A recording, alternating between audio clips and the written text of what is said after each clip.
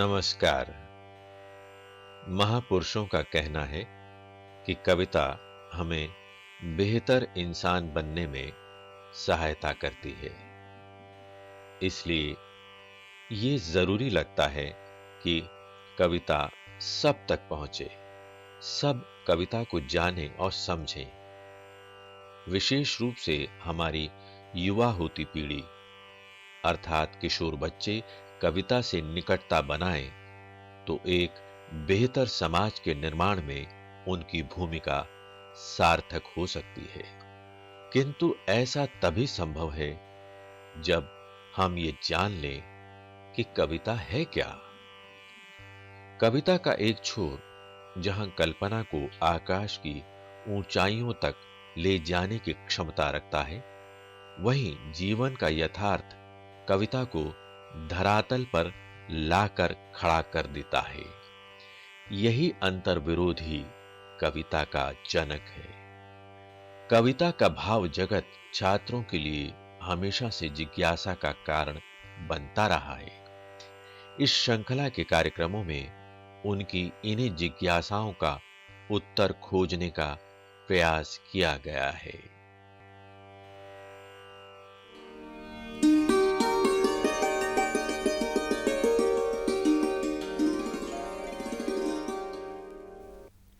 सच्चिदानंद हीरानंद वात्स्यायन अज्ञे आधुनिक हिंदी के महत्वपूर्ण कवि हैं। उनकी दो कविताएं हम यहाँ पढ़ेंगे, यह दीप अकेला और मैंने देखा एक बूंद। दोनों ऊपर से दो तरह की कविताएं हैं, लेकिन अंदर से उनमें एक ही तरह का जीवन दर्शन व्यक्त किया गया है और यही समझना अज्ञे को समझने की बुनियाद है। पहले यह दीप अकेला कविता देखिए। यह दीप अकेला स्नेह भरा है, गर्व भरा मदमाता, पर इसको भी पंक्ति को दे दो। पूरी कविता पढ़ी जाए उसके पहले पढ़ने के क्रम में हम एक बात देखें कि व्याकरण व्यवस्था में पर, परंतु, किंतु, मगर ये तब लगते हैं जब वाक्य के पूर्वार्ध और वाक्य के उत्तरार्ध में विपरीत अर्थ हों, एक दूसरे के विरोधी अर्थ हों। तो यहां दीप अकेला है, गर्व भरा है, पर इसको भी पंक्ति को दे दो। तो जो अकेला है वो गर्व भरा मदमाता है, पंक्ति इसके विपरीत कोई धारणा है। और इस तरह अकेलापन और पंक्ति, इन दो तरह की धारणाओं का संबंध इस कविता में अज्ञे जी ने डिस्कस किया है। यह जन है गाता गीत जिन्हें फिर और कौन गाएगा, पनडुब्बा ये मोती सच्चे फिर कौन कृति लाएगा। यह समिधा ऐसी आग हठीला बिरला सुलगाएगा, यह अद्वितीय, यह मेरा, यह मैं स्वयं विसर्जित। यह दीप अकेला स्नेह भरा है, गर्व भरा मदमाता, पर इसको भी पंक्ति को दे दो।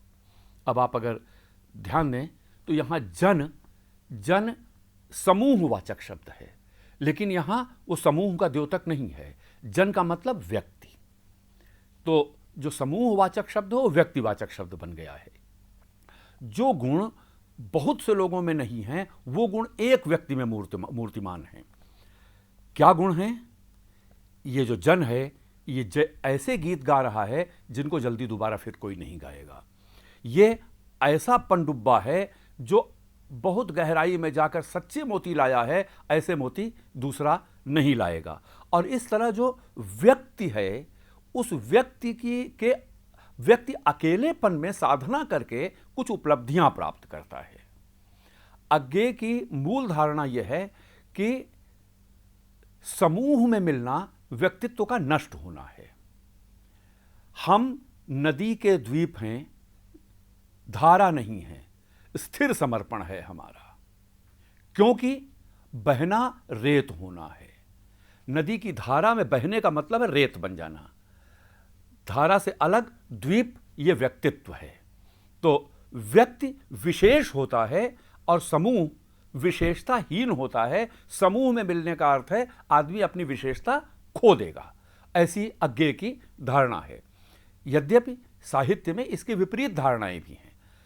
वाल्मीकि के राम से लेके और नागार्जुन के प्रतिबद्ध हूं तक हम बराबर देखते हैं कि जो जिस विशेषताहीन समूह समझा जाता है उसके साथ अपनी सत्ता जोड़ता है, वो विशेष बनता है, तब वो राम बनते हैं, तब वो मामूली व्यक्ति नहीं रहते हैं। और जो विशेष रहता है वो रावण बनता है। तो इसलिए जो साहित्य परंपरा में व्यक्ति और समूह का संबंध पहले से चला आ रहा था, अज्ञेय ने यहां उस संबंध को उलट दिया है और इसी अर्थ में अज्ञेय को व्यक्तिवादी कहा जाता है। लेकिन कविता बता रही है कि पर उसको भी पंक्ति को दे दो, तो अज्ञेय उस अर्थ में व्यक्तिवादी नहीं है। वो समूह से अलग, धारा से अलग रह के विशेषताएं अर्जित करते हैं, क्योंकि व्यक्ति अपने अकेलेपन में ही अपने गुणों का विकास कर सकता है, समूह उसके गुणों को नष्ट कर देता है। जब वो विशेषताएं अर्जित कर लेता है तब उन विशेषताओं के साथ वो समूह में वापस जाने की बात करता है। ये एक तरह का रहस्यवाद है जो पहले के रहस्यवादी करते थे, हठयोग साधक, कि हठयोग साधना करने के बाद फिर उन सारी बातों को लेके समाज के पास वापस जाते थे। तो ये उस तरह का सिद्धांत है। यह समिधा जो यज्ञ में समिधा डाली है, समिधा ऐसी हठीला आग कोई बिरला ही सुलझाएगा, जो विशेष व्यक्ति होगा वो सुलझाएगा, जो अद्वितीय है। और आप गौर करें कि अज्ञेय के लिए अद्वितीय होना बड़ा महत्वपूर्ण है। यहां अद्वितीय शब्द यूं ही नहीं आया है, वो अलग से भी कहते हैं कि साहित्य अनुभूति अद्वितीय होती है। विशेष और अद्वितीय में फर्क है। इस फर्क को समझते ही अज्ञेय का सारा दर्शन हमारे सामने स्पष्ट हो जाएगा। अद्वितीय जैसा दूसरा तीसरा कोई नहीं है, और विशेष जो विशेष है, शेष से भिन्न है, लेकिन विशेष को आप शेष के कारण ही पहचानते हैं, लेकिन अद्वितीय को आप किसी के कारण नहीं पहचानते। एक उदाहरण से ये बात स्पष्ट करते हैं। मीराबाई की बड़ी प्रसिद्ध पंक्ति है कि घायल की गति घायल जाण्या और न जाण्या कोय, मेरा दर्द दीवाना, मेरा दर्द न जाण्या कोय। मेरे पास ऐसा दर्द है जिसको दूसरा कोई नहीं जानता। इसलिए नहीं जानता कि जो घायल होगा वही इस घायल होने के दर्द को जानेगा, जो घायल नहीं होगा वो इस दर्द को नहीं जानेगा। तो ये नहीं कहती कि मैं अकेले घायल हूं, मेरी तरह जो घायल होगा वो मेरा दर्द समझेगा। और इस तरह दर्द का एक रिश्ता है, दर्द की एक बिरादरी है, इसकी एक सामूहिकता है। यहां वो सामूहिकता नहीं है। सामूहिकता और अद्वितीय वो है जो किसी दूसरे से संबद्ध नहीं है, अद्वितीय। तो ये बुनियादी अंतर है। काव्य परंपरा में जो व्यक्ति और समाज का रिश्ता था, व्यक्ति और समूह का रिश्ता था, वो विशेष का रिश्ता था। यहां अद्वितीय का रिश्ता है, ये नया रिश्ता है। इसलिए अज्ञेय की कविताएं जिन दिनों लिखी जा रही थी, उन दिनों जो पहले से साहित्यिक संस्कार था उसके अनुसार बैठती नहीं थी, तो कठिन लगती थी लोगों को, क्योंकि ये बात इसके पहले आई नहीं थी। ये सही है या गलत है, ये अलग विचार का विषय है, लेकिन अज्ञेय का दृष्टिकोण ये है जो इस कविता से हमारे सामने स्पष्ट होता है।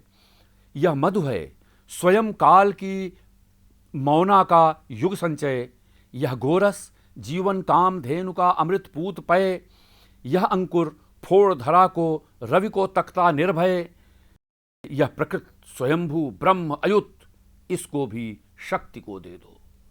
यहां भी इन तमाम प्रतीकों के द्वारा वही बात कही जा रही है कि ये सारी विशेषताएं उस व्यक्ति में हैं जो समूह से अलग रह के साधना करता है और साधना करके ये सारी चीजें प्राप्त करता है।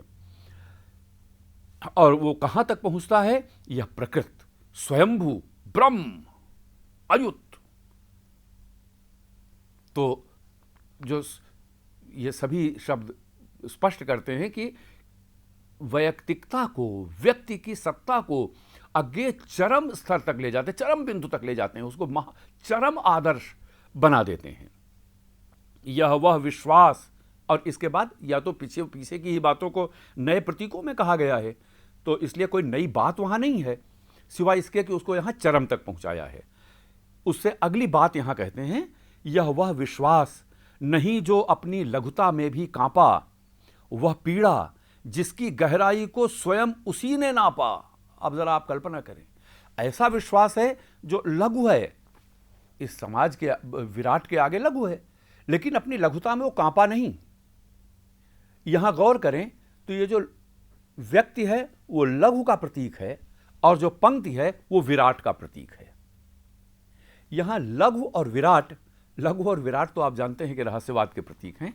ये समाज और व्यक्ति का उतना ज्यादा प्रतीक नहीं है जितना, तो आगे समाज और व्यक्ति के संबंध को भी रहस्यवाद की धारणा से परिभाषित करते हैं। संकेत करने की चीज ये है। और वह पीड़ा, जिस पीड़ा से ये सारी चीजें उन्होंने अर्जित की हैं, क्योंकि पीड़ा के बिना तो कुछ नहीं अर्जित होता है, तो पीड़ा जिसकी गहराई को स्वयं उसी ने नापा। अब ऐसी पीड़ा जिसका साक्ष्य वो स्वयं हो, ये थोड़ा सा अबूझ पहेली सी लगती है, क्योंकि किसी भी पीड़ा का साक्ष्य हमेशा दूसरे का उस पीड़ा से हिस्सेदार बनना होता है। जिस पीड़ा का कोई हिस्सेदार नहीं है, उस पीड़ा की गहराई को कोई नाप नहीं सकता। अपने आप हम कुछ भी, यही पक्ष है जो उनको, उनकी वैयक्तिकता को संदिग्ध बनाता है। कुत्सा, अपमान, अवज्ञा के धुंधुआते कड़ुए तम में, यह सदा द्रवित चिर जागरूक अनुरक्त नेत्र, उल्लंब बाहु वह चिर अखंड अपनापा। अब ये सारे जो विशेषण हैं, ये उस व्यक्ति को गरिमा मंडित करने के लिए आए हैं कि उसने कुत्सा झेला, अपमान झेला, अवज्ञा झेली, यानी समाज से उसको तिरस्कार मिला, गालियां मिली, अपमान मिला, सब वो झेलता रहा।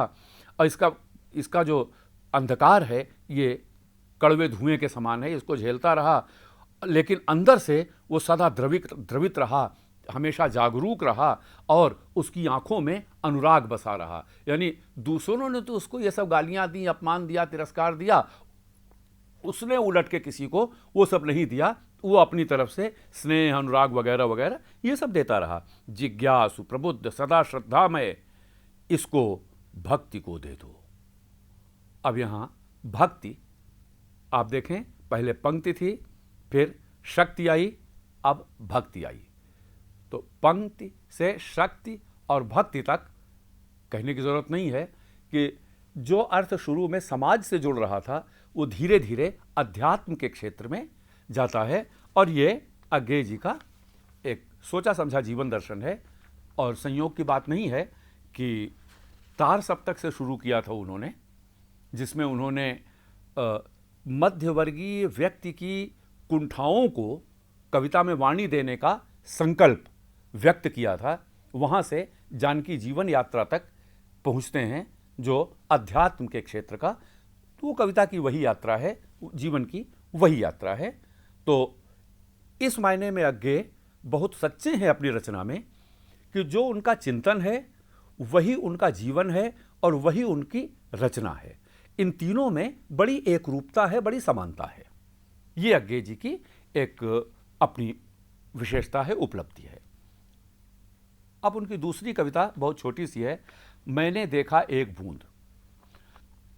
मैंने देखा एक बूंद सहसा उछली सागर के झाग से, रंग गई क्षण भर ढलते सूरज की आग से, मुझको दिख गया सूने विराट के सम्मुख, हर आलोक छुआ अपनापन है उन्मोचन नश्वरता के दाग से। उन्मोचन यानी मुक्ति। यहां भी आप देखें कि महत्ता उस बिंदु की है। जैसे पंक्ति की जगह व्यक्ति था, यहां भी विराट सागर की जगह एक बूंद है। तो ये जो व्यक्ति है, बूंद है, इकाई है, इसका महत्व उनकी रचना में बराबर आता है। यहां प्रतीक दूसरा है, बिंब दूसरा है, लेकिन मूल भाव वही है। और इस बिंब की विशेषता यह है कि आप देखें कि यहां व्यक्ति ही नहीं है, व्यक्ति के साथ क्षण भी है। एक क्षण है जब एक बूंद सहसा उछली सागर के झाग से, लेकिन वो जो एक बूंद उछली थी, सूर्य की किरणें तो समुद्र पर भी पड़ रही थी, वो एक तरह की दिख रही थी। उस बूंद पर सूर्य की किरणें पड़ रही थी, वो दूसरी तरह दिख रही थी। समुद्र की सूर्य की किरण से वो जो बूंद थी वो अंदर से झिलमिला उठी, उसकी आंतरिक आभा व्यक्त हो गई। ये जो उसका एक बूंद का उस एक क्षण में सूर्य की आभा से जगमगा जाना है, ये नश्वरता से उसकी मुक्ति है।